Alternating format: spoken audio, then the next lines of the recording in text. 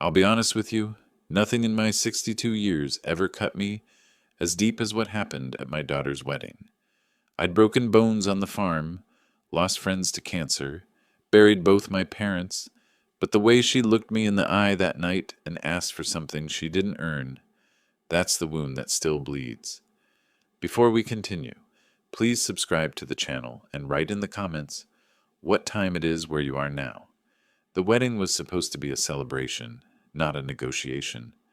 They rented out this big venue on the edge of Omaha, Nebraska, string lights hanging from beams, a live band playing Sinatra, tables dressed with white linen and tall glasses of Napa Valley Cabernet. I signed most of the checks. When all was tallied, the bill ran just about $100,000, a number I still see every time I open my bank app. I told myself, it's her big day, she deserves it. That was the farmer in me talking, the same man who spent 40 years coaxing corn from stubborn soil, always putting family first. But here's the part that made my stomach twist. While we were lining up for pictures, my daughter leaned in close, her perfume still smelling like the one I bought her for her high school prom. She whispered, calm as could be, "Dad, later tonight, you'll sign the papers. Transfer the farm to me. That'll be my wedding gift." I thought she was joking. She wasn't. Her eyes didn't blink, and for a second I swear the flash of the photographer caught my stunned face, a half-smile frozen like a man caught in headlights. I've worked that land since I was 12, driving a beat-up John Deere, my hands blistering through winters where the wind cut sharper than any knife. I paid her college tuition with the sale of a whole season's crop, even sold the old Ford truck I rebuilt with my father just to cover her senior year. And here she was, treating the farm like a wedding favor she could unwrap in front of 300 guests. I told myself to keep calm. It was her day. Don't ruin it. So I nodded, pretending I hadn't just been gutted. My chest ached, not from age, but from betrayal. And the worst part? She didn't ask. She demanded, like it was her right. Later, while everyone was laughing and clinking glasses, I caught the groom, my brand new son-in-law, slapping his buddy on the back. His words cut through the music. Once the farm's in our name, we'll finally have leverage. No more bending to the old man's stubborn rules. He chuckled like he'd already won. That's when I realized it wasn't just my daughter's idea. It was a plan, carefully cooked, and tonight was the ambush. I sipped my drink, feeling my pulse rise. Every cheer of the crowd felt like a hammer on my skull. Was I overreacting? Was this just a misunderstanding? Or had my only daughter truly reduced me to a wallet and a deed? That question gnawed at me, and I swear if you'd looked closely, you'd have seen my hand shaking around the glass of bourbon. I thought about walking out right then, saving myself the humiliation, but the master of ceremonies grabbed the mic, his voice booming. "Ladies and gentlemen, let's welcome the father of the bride for a few words." Every eye turned toward me. The band stopped. Even the kids at the dessert table froze. My daughter smiled, but it wasn't the smile of a bride. It was the smile of someone who knew she had me cornered. And I stood up, feeling the weight of 62 years on my shoulders, the calluses on my palms itching like they always do when a storm's about to break. I didn't know if I'd crumble or explode, but I knew one thing. What came out of my mouth next would change everything. I took that microphone, and for a second my voice caught in my throat. The whole room was waiting, forks frozen halfway to mouths, the band silent. I had planned a short blessing, something about love and endurance, but her whisper still rang in my ears. Sign the farm over. My knees felt weak, but my pride stiffened my spine. I started soft. I talked about raising her in winters where the snow piled chest high against the barn doors, about how she used to sit on my lap while I steered the tractor, her tiny hands wrapped around my calloused fingers. People smiled, nodded, some even dabbed their eyes. For a moment, I almost forgot the poison in her words. Then I heard a snicker from the groomsmen's table. My son-in-law was whispering again, too loud, his glass lifted like a trophy. "That land's practically ours already," he bragged. The sound sliced through me, and before I could stop myself, my tone shifted. I told them the truth. How the tuition bills stacked so high, I sold my father's shotgun collection to pay the bursar at the University of Iowa. How I missed 2 harvest festivals because I was working double shifts at the co-op, just to send her to Florence for that study abroad program she begged for. Every sacrifice laid bare, the kind of things a father keeps quiet about, suddenly rolling off my tongue like confession in a church pew. The guests looked uncomfortable now, fidgeting in their seats. My daughter's smile faltered, and she hissed through her teeth, "Dad, stop." But I couldn't. Not anymore. I slipped in a detail most of them didn't know. That the deed to the farm wasn't just sitting in a dusty cabinet at home. It was locked in a safe deposit box at Wells Fargo, sealed with a notarized clause that forbade any transfer under coercion. I caught a few raised eyebrows. Some folks might have thought it was strange to protect land from your own blood. But I'd seen greed rot good families in this county before. I wasn't about to let it happen to mine. That was when my daughter stood up, cheeks flushed. "You're embarrassing me," she spat, voice cracking under the chandelier lights. The groom grabbed her wrist, whispering something that made her jerk away. Guests murmured, phones tilted up, recording. The whole evening teetered on the edge of chaos. I could have stopped there, softened it with a toast, but I chose not to. I asked the crowd, plain as day, "Tell me, should a man be forced to hand over the sweat of his life as if it were a party favor?" The silence that followed wasn't polite. It was heavy, divided, and it cut me almost as much as her demand had. Some folks nodded in sympathy. Others looked at me like I'd just slapped my own daughter. My daughter's mascara ran as she hissed, "Sign it, or this wedding is ruined." Her voice wasn't a plea. It was a threat, and the way the groom stared at me, like a vulture circling, told me the farm had been the prize all along. I set the microphone back on the stand, my hands steady now. Inside, something had shifted. Years of guilt, of bending over backward to prove I was a good father, snapped like a brittle fence post. They thought they could corner me, but they underestimated how a farmer survives, by standing firm when storms come, by refusing to give up ground, no matter how fierce the wind. And in that crowded hall, under the glow of fairy lights and the weight of 100 witnesses, I made my choice. I wouldn't cave. Not tonight, not ever. The band's drummer tapped his sticks nervously, waiting for a cue. The groom muttered curses under his breath, and my daughter's sobs grew louder, echoing across the room. I pushed my chair back and headed straight for the stage stairs. Every step felt like I was walking into a fire I couldn't escape. But I knew this blaze had to burn, and what I was about to reveal next would scorch more than just a wedding. It would change the story of our family forever.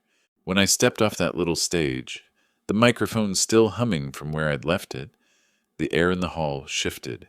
You could feel it, like a storm cloud rolling in. My daughter stood there, face streaked with mascara, shaking her head as though she couldn't recognize me anymore. Truth was, I didn't recognize her either. The crowd was restless. You could hear chairs scrape, glasses clink, the hush of whispers spreading like wildfire. Folks weren't sure if they'd just watched a heartfelt confession or the start of a family implosion. That's when the groom, my brand new son-in-law, decided to take the floor. He walked up to me, all slick hair and shiny shoes, and whispered through his fake smile, "Old man, don't ruin this night. Sign the damn papers. Everyone expects it." His voice carried just enough that the front tables caught it, and I saw a few jaws drop. My chest tightened. I'd been cornered plenty of times, hailstorms threatening the crops, bank loans hanging by a thread. But this was different. This was my own blood, teaming up with a stranger to strip me of what 3 generations built. I didn't raise my voice. Instead, I told him calmly, "You might think this farm is dirt and fences, but it's my life." "You won't take it." He smirked, muttered something about me being senile, and that's when I realized just how rehearsed this ambush was. The papers weren't in his pocket by accident. He pulled them out right there, waving them like a magician showing his trick. "See, folks," he said, holding the contract high. It's just a signature away. Then this family legacy continues with us. That word, us, rang in my ears. Not her, not my daughter, him. He wanted to plant his flag on my soil, claim it like some settler who thought sweat could be stolen with ink. The gasps in the room were sharp. Some people shook their heads. Others whispered that maybe I should just let go. It was tradition, after all, to pass land down. But was it tradition to be bullied into it? To have your own child demand it like ransom on her wedding night? That question hung heavy, and I knew every guest was wrestling with it. I leaned into the mic again, steady now. Let me tell you something you don't know, I said. That land isn't free to give away tonight. A year ago, I signed it into a trust. And do you know who the beneficiary is? My voice cracked, not from weakness, but from the weight of what came next. It's not her. It's not him. It's for the grandchildren I haven't even met yet. That farm is for their future, not to be flipped like a poker chip at a card table. The room erupted, half with applause, half with outrage. My daughter's knees buckled, and she clung to a bridesmaid for balance. The groom's face turned red, his smile gone. He lunged toward me, grabbing the mic, but I pulled it back just in time. Security from the venue edged closer, unsure if this was a brawl about to break out or just a family squabble. I looked my daughter in the eye. Sweetheart, if you'd asked me with love, I might have found a way. But you tried to corner me, and you let him script the play. That's not family. That's betrayal, her lips trembled. For a flicker of a second, I saw the little girl who once brought me lemonade in the fields. But then it vanished, replaced by the cold stare of a woman who thought she deserved the world just because she was my blood. I set the microphone down gently, like closing a door, and then I walked to the event manager, who stood pale in the corner, and told him loud enough for the crowd to hear, "Cancel the rest. This party's over. Send the bill where it belongs." The gasp was deafening. Some shouted at me, others clapped. Glasses shattered as servers froze mid-step. My daughter collapsed into a chair, sobbing. The groom cursed under his breath, pulling at his tie like it was choking him. And me? I walked toward the exit, my boots echoing on that polished floor, every step heavier but steadier. I didn't know what would come of it. Lawsuits, estrangement, gossip in every diner from Omaha to Council Bluffs. But I knew one thing. I'd drawn the line. And as the doors slammed behind me, I could still hear the uproar inside, proof that the night wasn't finished tearing itself apart. I didn't look back when I told the manager to cancel the reception, but the roar behind me said enough. People were on their feet, shouting, phones up, capturing every second. For a man who spent most of his life with dirt under his nails and the sound of cicadas in his ears, that chaos felt like a carnival of betrayal. The groom stormed toward me, his polished shoes pounding the floor like gunshots. "You can't do this," he shouted, waving the papers again. His face was beet red, sweat shining under the chandelier light. "We're your family now. You owe us."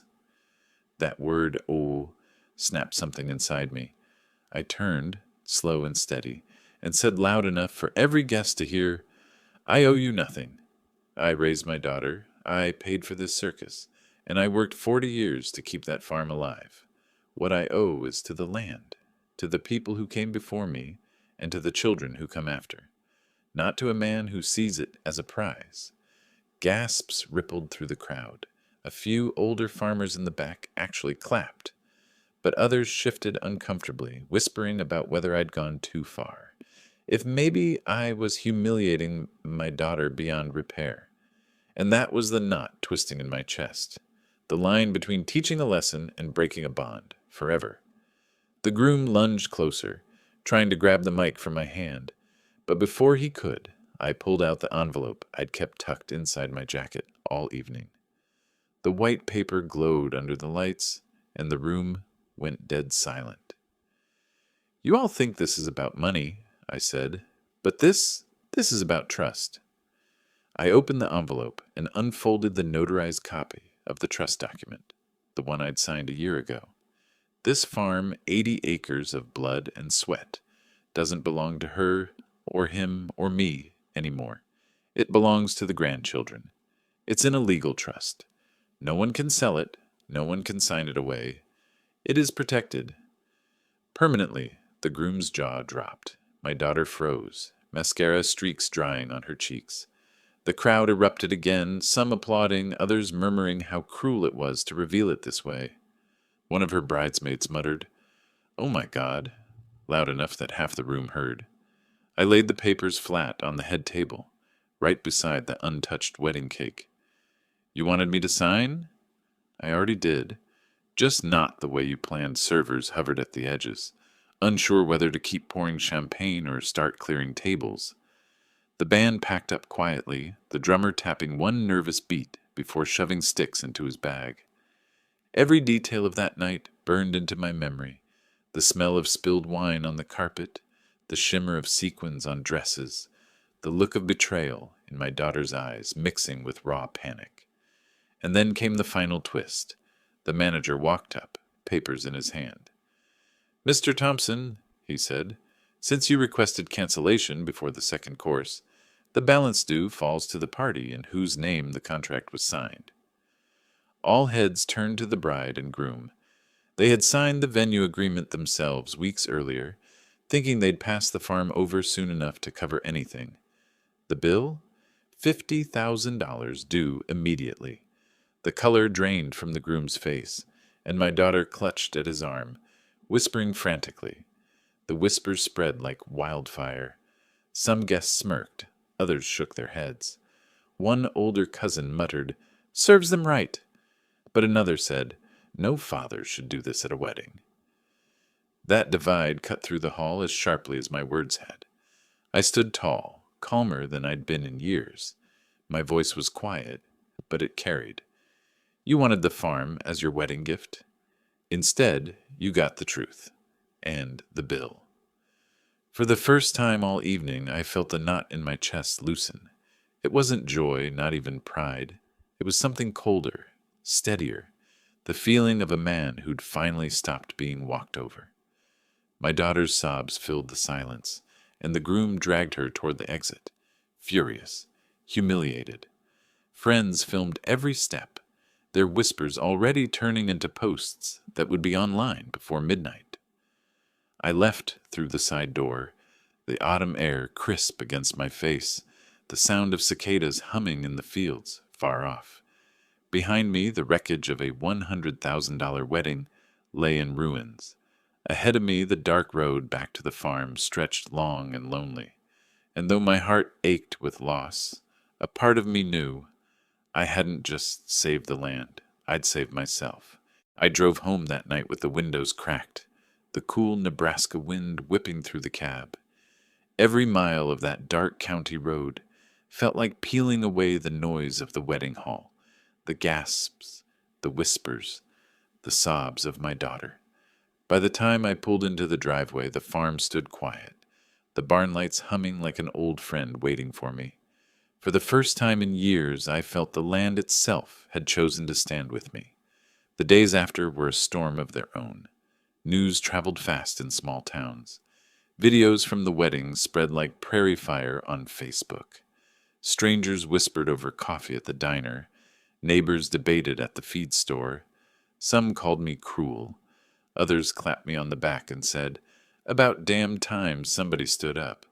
But the ones who mattered most, my daughter and her new husband, were nowhere to be seen. 2 weeks later, the twist I didn't expect landed in my mailbox. A notice from the county courthouse. My son-in-law had tried to sue me for withholding marital assets. He claimed the farm, though in trust, was intended as part of their marriage settlement. I almost laughed, but the anger in my chest was heavier than humor. They weren't done trying to strip me bare. That's when the trust I'd set up showed its teeth. The lawyer I'd worked with, a sharp old friend from church, filed a motion that not only dismissed their claim, but revealed that my daughter and her husband had signed venue contracts, loan applications, even luxury purchases in anticipation of farm ownership. The paper trail painted a picture not of a family legacy, but of premeditated fraud. When the judge tossed their claim out of court, He also referred the matter to the county prosecutor for possible charges of fraudulent misrepresentation on those loan papers. My son-in-law's swagger vanished overnight. His employer, a local bank, put him on leave. Friends who once toasted him at the wedding turned their backs when his name hit the county paper's front page. My daughter, once proud of her shiny new last name, now faced a community that whispered her downfall over every church potluck and Sunday sermon. And here's the final blow, the one that sealed their fate without me lifting another finger. The wedding venue, unpaid for half the contract, filed collections directly against them. Their credit tanked. Within months, they had to sell the brand new SUV he'd bragged about in the reception parking lot. The couple who thought they'd walk into $1 million farm couldn't even keep a $50,000 car. I never gloated, never danced on their misery. Truth is, it broke something inside me to watch my daughter fall that hard. But she chose that path. She let greed blind her, let a man's ambition turn her against her own father. And in the end, the only soil they ever gained was the dust that clung to their shoes when they walked away from me for the last time. I sit now on my porch most evenings, the fields stretching golden under the setting sun. The trust remains locked for the grandchildren I may or may not live to meet.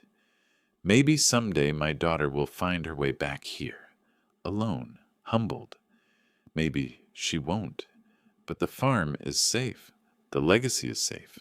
And for the first time in a long while, I am too.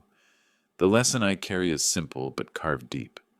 Love is worth sacrifice, but sacrifice without respect turns into chains.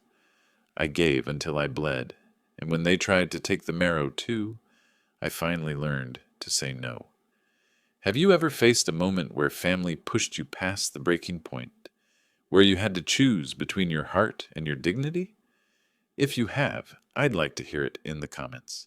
And if my story stayed with you, I'd be grateful if you subscribed and stayed with me for the next one. We've still got a lot of life to talk through together.